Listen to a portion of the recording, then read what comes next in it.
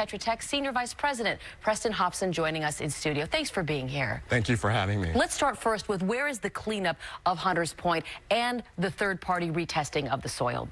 Where does it stand? Sure. At this point, Tetra Tech has made the offer to the Navy to pay for independent retesting of the areas that Tetra Tech performed work on that have been called into question. Tetra Tech stands behind the quality of its work, and we know that this retesting will confirm that our results were valid and the work was done properly. This is independent third-party testing. The Navy hasn't taken you up on this yet?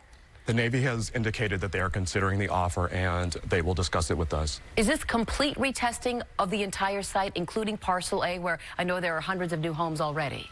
One of the misconceptions is that Tetra Tech performed all of the cleanup work on Hunters Point. That is not accurate. There were a lot of contractors working on the site doing a lot of remediation work.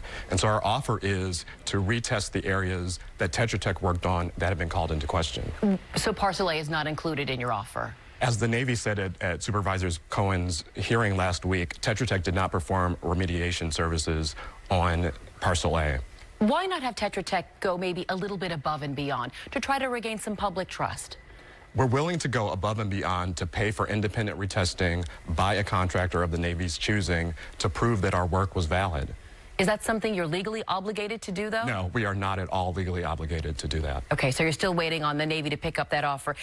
We talked about the meeting last week, and we, in fact, had Supervisor Malia Cohen join us on Mornings on 2. She represents the area. She is clearly very upset, as you well know. You were in that hearing briefly. If I could ask our viewers and you to listen again to what the supervisor had to say, then we'll talk about it on the back end. What I want to happen next is very clear. First of all, I believe that the contracts that Tetra Tech receives from the Navy should no longer be extended. The other thing all of its projects. All of its projects. This company is a multi-billion-dollar company, pays its executives, tops hundreds of millions of dollars, and still is allowed to go forward. How do you come back from falsifying data? People's lives are at stake. So I ask you, Preston, how do you come back from falsifying data?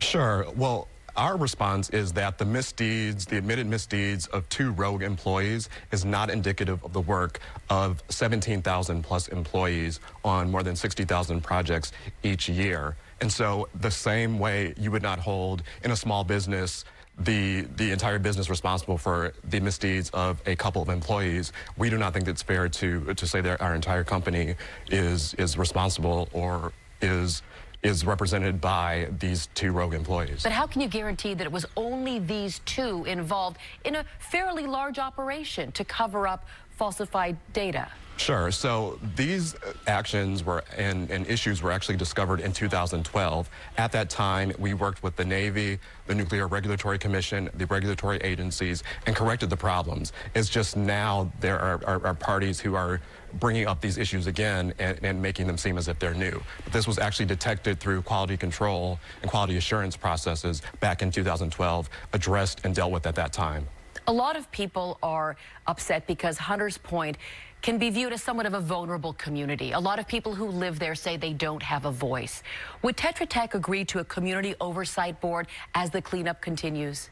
Tetra Tech is very much committed to talking with the community. We have an open door policy. We are in the process of meeting with a number of community groups, and we have nothing to hide, so we want to talk with whoever wants to talk with us. And so you would welcome a community oversight board overlooking your work at Tetra Tech Yes. at Hunters Point? Yes, we fundamentally believe that any retesting that's done by the Navy needs to involve a significant community oversight component. Okay. Do you see yourself reaching out to Supervisor Cohen in the future?